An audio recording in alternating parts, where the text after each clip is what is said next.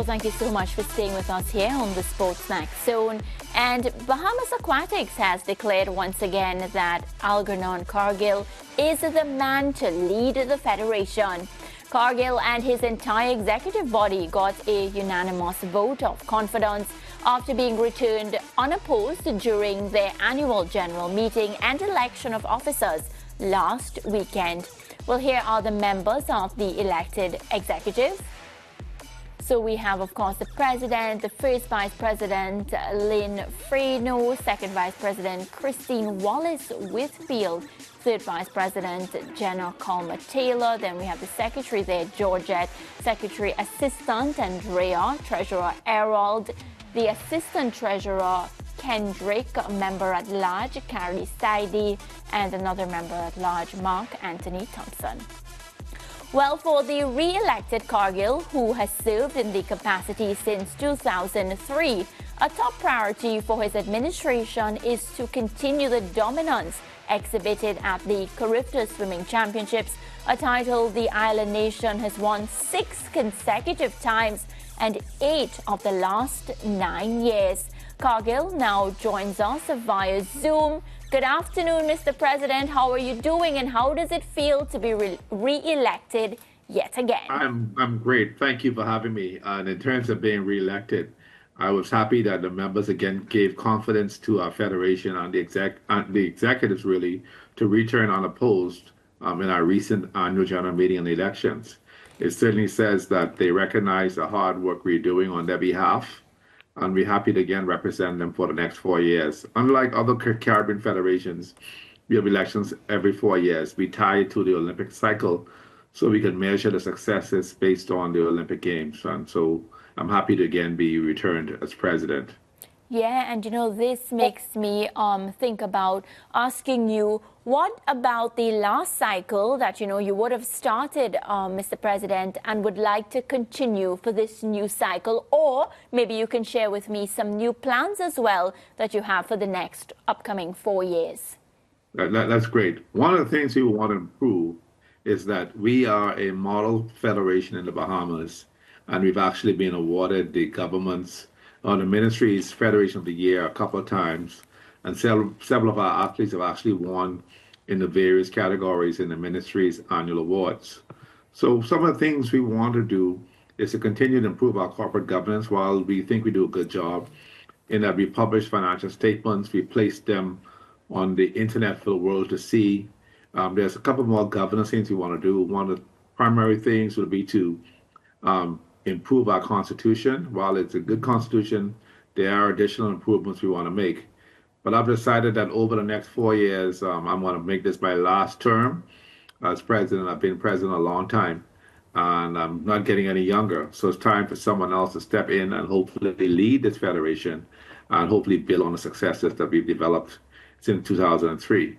When I joined in 2003, my very first Carifta was in Jamaica, believe it or not. And we placed 6th then. So we made it a mission that we want to improve our standing at the Carifta Games. And that's why I'm happy that we're doing quite well. We're winning 6 straight, or 8 of the last 9. We've won 2 consecutive Goodwill Games. And we still have that elusive Olympic medal in swimming. We've had Olympic finalists, we've had semifinalists in the World Championships, semifinals in the Olympics, but never a medal.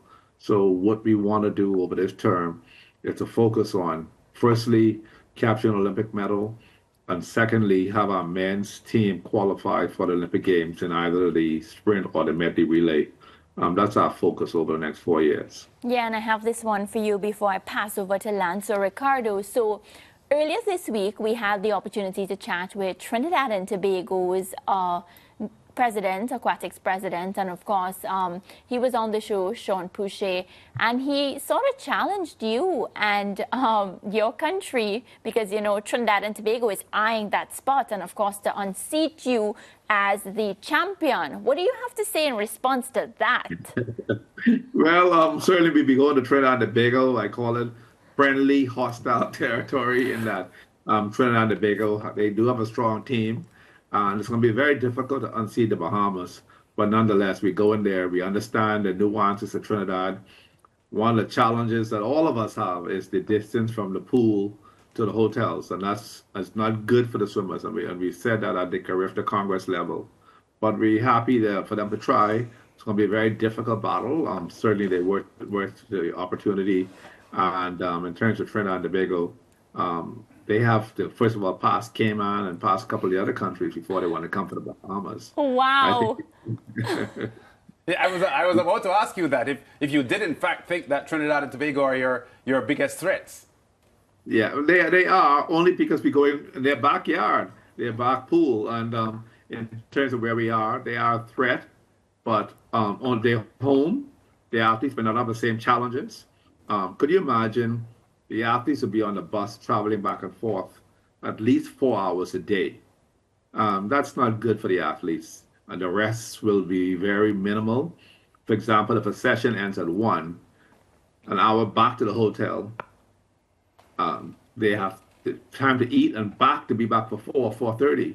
So that's not good. So maybe the Trinidadians will be staying close to their home pool and not have to travel.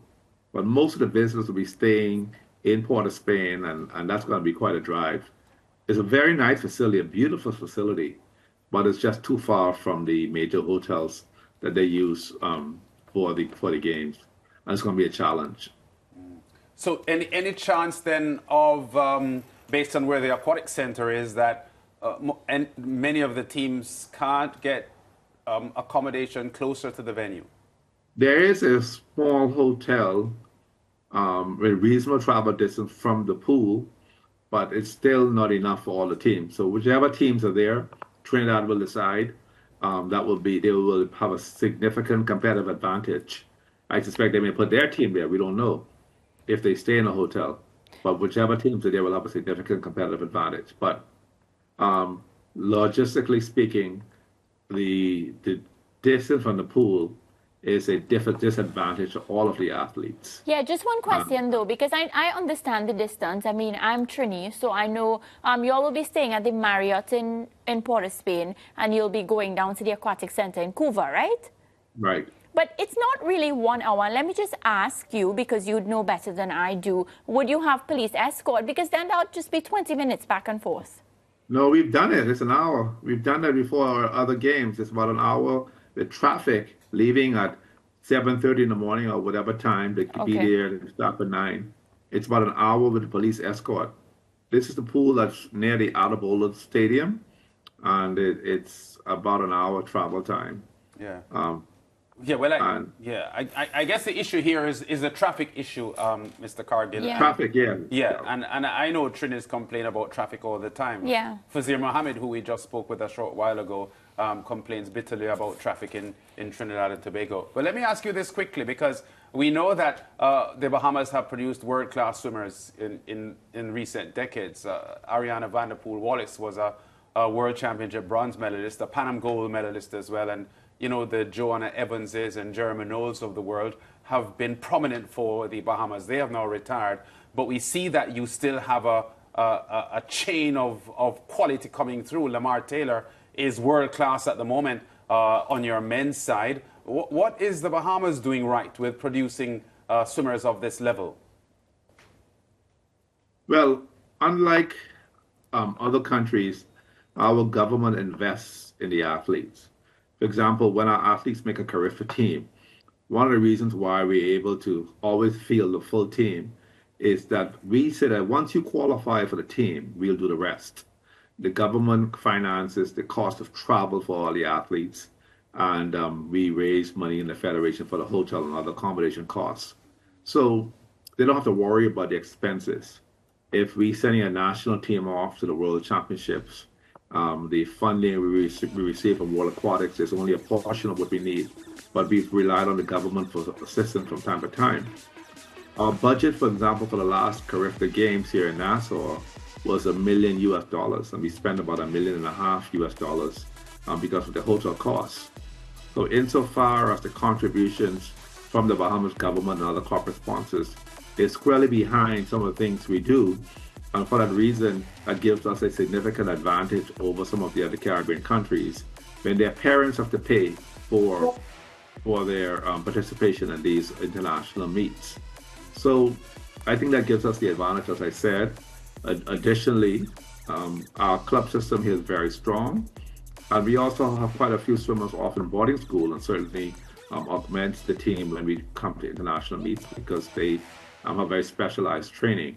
So I think we just have a year-round program that they love what we do, and the federation have good representation. So I'm happy that we continue to lead. Yeah, and of course, your present sports minister, Mario Boleg, is a man steeped in sports history, primarily with basketball, but I think he understands the value of investing in sport. And I was about to ask you, but it sounds as if you already know that a lot of the other Caribbean teams, the parents of the swimmers have to play a part in funding the athletes to compete for their country, which is a sore point here in Jamaica and other places in the Caribbean. How surprising it is for you as a Bahamian to know that other countries and swimmers have to rely on their parents to partly fund their representing their country. Yeah, and that's one of the promises I made when I became president, that we actually had that same experience in 2003. And one of the things I agreed that we would change immediately is that once you make a national team, we will do the rest. You don't have to pay. So I'm very surprised that some of the Caribbean countries, they have to fund their parents or the swimmers themselves or their relatives have to fund their participation in the games. It's actually quite disappointing because you never get the best of the best in that way. And you have people who are limited because of their financial circumstance. And in sports, it requires a lot of discipline. And once swimmers are working hard, some parents make enormous sacrifices for their athletes to train. Their tech suits are very expensive. And to have to do all of this and turn around and pay to represent their country, to me, is a disservice to the sport itself. So I'm quite surprised that's still happening. And I'm certainly not saying that the Bahamas is any exemplar. But in terms of what we do, I'm happy that we don't have that challenge in national teams. Yeah, and it's a very good challenge not to have indeed. Of course, Mr. Cargill, it's obvious that you have done a very good job in the last 21 years running swimming, running aquatic sports in the Bahamas. Do you have a succession plan, though? Because you've already said that you plan for this to be your final term as the president. Yes, any member of my executive team at the end of this term will be able to take over. I certainly cannot openly support any, but any member of my executive team will be willing to take over. And certainly any member of the public who is not a member of the Federation but want to learn, we'll be happy to mentor them. But one of the things you want to do is develop a succession plan for someone else to take over from the Aquatic Federation. While I was asked to continue for this term, and I've already been asked to continue for another term, I believe it's time for me to step away from the scene and allow someone else to come and take over. As you know, I currently represent the Americas on the World Aquatics Bureau. It's something I enjoy. I've done that. This is my second term, and I'm undecided if I want to seek re-election. But nonetheless, we will have a succession plan in place because we would not want any of the successes we have to fall away after our term ends. Yeah, this may sound like a strange question, but what's the likelihood that you will change your mind in 4 years? Well, I've asked my wife about that, but in terms of the likelihood, it's possible, but I doubt it, highly unlikely. I will be on the scene in some way in swimming, but not as the president. I will be the immediate past president. The Constitution does allow for that. But in terms of continuing to lead, I believe we have some great people who can make some changes, and I'm looking forward to that. Yeah, of course, you know, I also was thinking, and given the fact that, you know, swimming has done so well under your leadership in the Bahamas, you've turned the Federation around in terms of your dominance at the Carifta level, as to whether you would consider going over to track and field and trying to turn the fortunes of the Bahamians around in that sport at the Carifta level, because there's a certain country that's been winning and winning for close to 40 years now, Mr. Cargill. Yes. Actually, if you check, Jamaica obviously does an excellent job in track and field. And if you check the history of champions, there have been a couple of years when the Bahamas has indeed dethroned Jamaica as the Carifta champion. I'm not saying it's it's impossible, but the leadership we have there, one of my fraternity brothers actually, he's the current president of the B3As here. And I believe with the right team around him, we can continue to improve that federation. And with the right emphasis on track and field and I guess a closer look at their club system, he'll be able to turn that around. But I have no interest in continuing track and field. I love aquatic sports, and that's something I'll continue to do with some capacity. Listen to you, already having the plan, Mr. Cargill, but you're not taking up that one. We appreciate chatting to you, and we really do wish you all the best going forward. And with your plans for the next 4 years, it would be amazing to see Bahamas on the medal podium for swimming in Los Angeles 2028. And as you pointed out, which I think is also an important goal to have, is to have at least one male relay team at the Los Angeles Olympics as well. So we really look forward to those successes for Team Bahamas.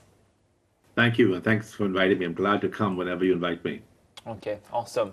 Maybe we'll talk after they win a 7th straight Carifta title. Remember, we're unseating them, Trinidad and Tobago. Remember? Oh, you are? Yeah, that's a plan. The president said that. After you pass Cayman Islands and Martinique and Jamaica and... It's 2025. Anything can happen. Come on. I love the way you think, Mariah. Is it break time? Yes. I mean, it can be if I want it to be, so I think it should be. Let's make it a break time.